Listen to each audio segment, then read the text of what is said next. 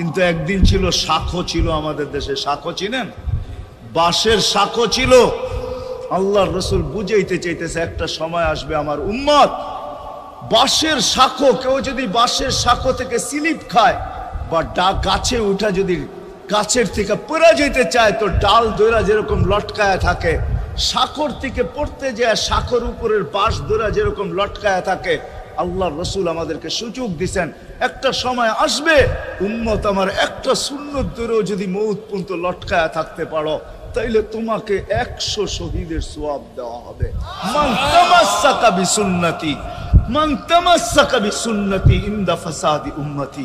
এই জন্য আসেন, আজকে বড় অবহেলিত, বড় দীক্ষিত, বড় লাঞ্ছিত, বড় ঘৃণিত আমাদের রাসূলের আদর্শ আমাদের জীবনে, বড় ঘৃণিত, বড় দীক্ষিত, বড় লাঞ্ছিত, বড় অবহেলিত। সর্বক্ষেত্রে দেখেন, বিয়া দেখেন আর শাদী দেখেন, হয় হয় পোশাক দেখেন আর আশাক দেখেন, সর্বক্ষেত্রে নবীর আদর্শকে আমরা পিছে ছেড়া দিছি।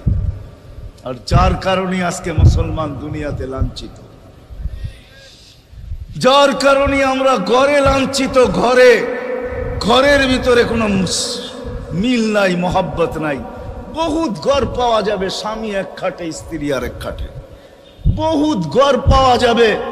হায় হায় ওই সমাজ লানতি সমাজ, যেই জমাতের সন্তানরা মা বাবাকে চোখ বড় করে দেখে, চোখ বড় করে সামলে, ওটা লানতি সমাজ। অথচ আল্লাহর রাসূল শিখাইছে মা বাবার সাথে আদর্শ কি ব্যবহার করবে, মার সাথে, বাবার সাথে, বড় ভাইয়ের সাথে, কার সাথে কি ব্যবহার করবে শিখাইছে। ওই সমাজটাই সুখের ছিল। আসেন ফিরা যাই, আল্লাহর রাসূলের আদর্শ শিখি। শিখবেন তো পাক্কা ওয়াদা? বিলকুল। কিন্তু একটা প্রশ্ন হলো, আল্লাহর রাসূলের আদর্শ শিখবো তো শিখবো কোত্থেকে, পাবো তো পাবো কোথায়? ঠিক না? প্রশ্ন হয় না? হয় না? উনি তো দুনিয়াতে নাই, কোত্থেকে ওনাকে পাবো, কোত্থেকে শিখবো? আজকে আপনার আমার চতুর্দিকে ওই লোকগুলা বসা আছে যারা আল্লাহর পক্ষ থেকে নির্বাচিত। আওরাসনাল কিতাব আল্লাযীনা ইসতাফাইনা মিন ইবাদিনা। আমি কোরআন দিতেছি, হক্কানি আলেম আর আল্লাহ ওয়ালারা আল্লাহর পক্ষ থেকে নির্বাচিত, যারা নবীর আদর্শকে নিজের পাশে সুরক্ষিত রাখছে, নিজের কাছে একটাকেও হারাইতে দেয় নাই, এমনকি ক্ষুদ্র থেকে ক্ষুদ্রকেও হারাইতে দেয় নাই, এমনকি নবীর একটা জানোয়ারের নাম পর্যন্ত হারাইতে দেয় নাই।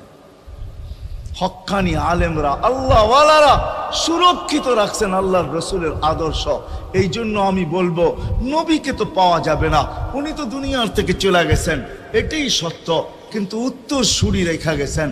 আল্লাহর পক্ষ থেকে নির্বাচিত লোক আছে, রাসূলের পক্ষ থেকে নির্বাচিত লোক আছে, যাদের কাছে নবীর আদর্শ আছে।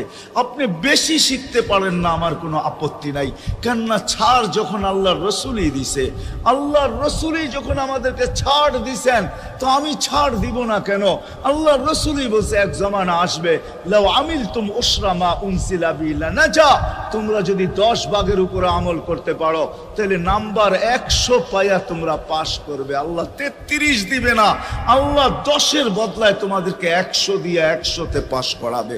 আর সর্বশেষ তো এটাও বলছেন যে আমার একটা সুন্নতকে ধরে রাখো, এক শহীদের সওয়াবই জান্নাত যাওয়ার জন্য যথেষ্ট।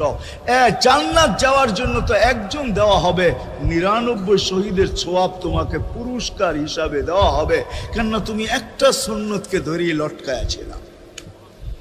ওলামাদের কাছ থেকে শিখি, ঘরের বাচ্চাদেরকে শিখাই, যুবকদের পায়ে ধরা বলবো শিখো, নবীর আদর্শ ছড়াও।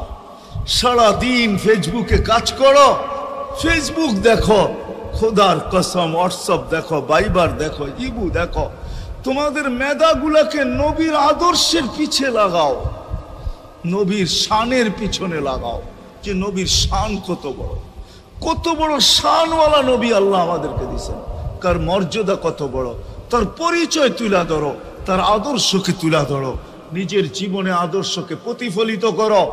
ইনশাআল্লাহ ওই দিন দেখবো যেই দিন আবু বকর পেয়ালা ভরা দিবে, উমর রাদিয়াল্লাহু তাআলা আনহুর হাতে উঠায়া দিবে, আবু বকর সিদ্দিক রাদিয়াল্লাহু তাআলা আনহু হাউজে কাউসারের নিচে থাকবেন, পারে থাকবেন, তলদেশে থাকবেন, উনি পেয়ালা ভরা দিবে উমর রাদিয়াল্লাহু তাআলা আনহুর হাতে, উমর রাদিয়াল্লাহু তাআলা আনহু উঠায়া দিবে আমাদের নবীজির হাতে, আর নবীজি ঠোঁটে লাগায়া বলবে ইশরাব লা তাজমান বাদাহা আবাদা, পান করার কোনোদিন পিপাসা তোর কাছে আসবে না। ওই দিনের দৃশ্যটা কিরকম হবে? নবীজি ঠোঁটে লাগায়া পান করায় দিবে, যুবককে আলাদাভাবে দিবে, বুড়াকে আলাদাভাবে দিবে, নারীকে আলাদাভাবে, পুরুষকে আলাদাভাবে আল্লাহর রসুল পান করায় দিবে। ওই দিন কেমন হবে ওই দৃশ্য? যেই পানি পান করার পর আর জীবনে কোনোদিন পিপাসা আসবে না। কেমন হবে ওই দৃশ্য? এই জন্য আসেন আজকে এই সিরত মাহফিল থেকে, সিরতুন নবী থেকে আল্লাহর রসুলের আদর্শকে শিখি। ডেলি একটা শিখলো বৎসরে 365টা হয়, মাসে একটা শিখলো বৎসরে 12টা হয়। 12টা সুন্নতের উপরে জীবন কাটায় দেন। রসুল তো বলতেছে একটার উপরে কাটায় দিল বেড়া পার। শিখবো কাদের কাছ থেকে শিখবো? নেটের থেকে শিখবো? না না না না, নেটের থেকে না, ওলামাদের কাছের থেকে শিখেন। ওলামাদের কাছে যান, বসেন, এদের কাছ থেকে নবীর আদর্শ শিখেন, সুন্নত শিখেন। যেটা মনে চায়, যেটা পছন্দ হয় ওইটা শিখেন। ছুট আছে শিখেন, তারপরও শিখেন। আরে শুধু একটাই শিখেন, হায় হায় আজকে যদি একটাই উম্মত মেনা নিত, এই যুবকরা যদি একটাই মেনা নিত, মা বোনরা যদি একটাই মেনা নিত, শুধু ডাইন। আল্লাহ রসুল ডাইন পছন্দ করতেন।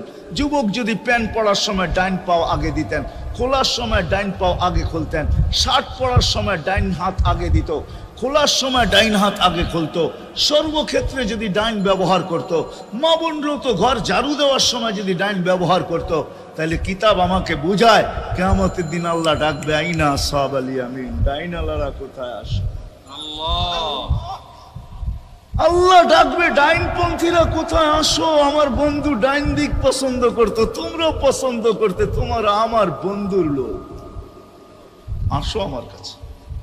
এই জন্য নবীর আদর্শ আলেম ওলামার কাছ থেকে শিখবো তো পাক্কা। আর সবচেয়ে বড় আদর্শ আল্লাহ রসুলের, যেটা আসতে দেরি, আমাদেরকে মেসেজ দিতে দেরি করেন নাই। আইসাই সেজদায় পড়ছেন, শানের রেসালত হইলে আমি শুনাইতাম, সিরাত এই জন্য শুনাইলাম না। জমিনে আসতে দেরি, সেজদা করতে দেরি করেন না। আমি বলবো সেজদা করেন না, আমাদেরকে মেসেজ দিছেন উম্মত সেজদা ছাড়া তোমাদের কোনো পরিচয় আমার কাছে নাই। যাওয়ার সময় চিৎকার দিতেছেন আসসালা আসসালা ওমা মালাকাত আইমানুকুম, নামাজ নামাজ নামাজ। অধীনস্থদের সাথে ভালো ব্যবহার করবে, দুইটাই চিৎকার ছিল, আর কোনো চিৎকার ছিল না। বিদায় আল্লাহর রসুলের সবচেয়ে বড় আদর্শ নামাজ, সবচেয়ে বড় পরিচয় নামাজ। আজকের থেকে নামাজ ছাড়বো না, পাক্কা ওয়াদা, বিলকুল পাক্কা ওয়াদা। কিন্তু না নিয়ত হলে হাত নামাইবেন না, ওয়াদা করতে হবে পাক্কা। আল্লাহ কবুল করুন, কালকে সকাল থেকে নামাজ আর ছাড়বো না ইনশাআল্লাহ। নামাজ আর ছাড়বো না। নামাজ শুধু নামাজ না, অনেক কিছু রাখা। আল্লাহ আমাদেরকে আমল করার তৌফিক দান করেন। ওমা আলাইনা ইল্লাল বালাগ। 6 বছরের সময় যখন মাটা মারা যায়, ডাইকা যখন বুকে নিয়ে এই কথা বলে মারা যায়, মুহাম্মদ কুল্লু হাইয়িন মাইয়িতুন, প্রত্যেক জীবিতকে মরতে হবে। কুল্লু জাদিদিন বাল, প্রত্যেক নতুনকে পুরান হইতে হবে।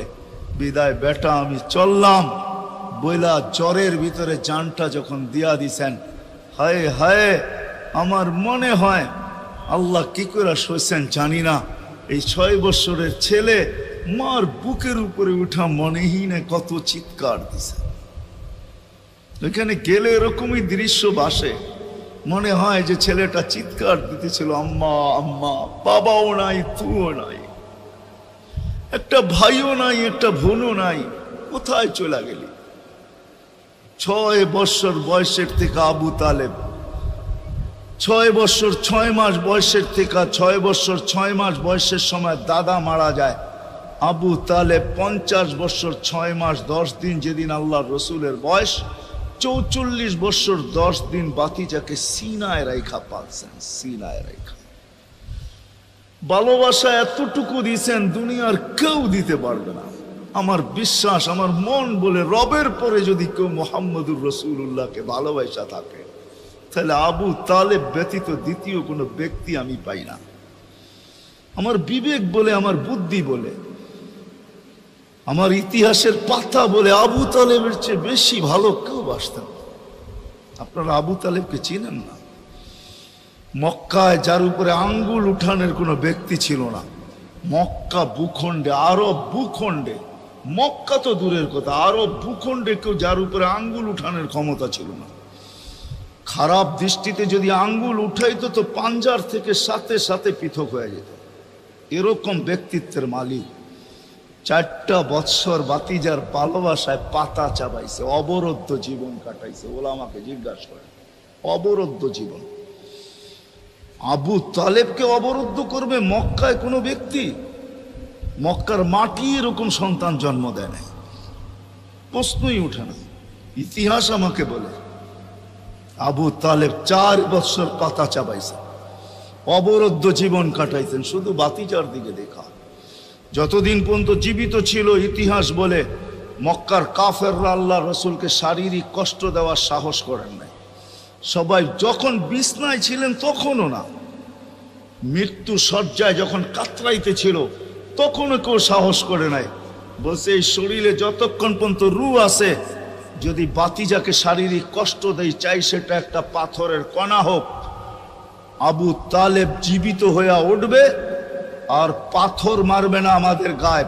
জিজ্ঞাসা করবে এটা কোন পাহাড়ের, ওই পাহাড় উঠায় নিয়ে আস, মার ওর মাথায়, আমার বাতিজার গায়ে পাথরের কণা।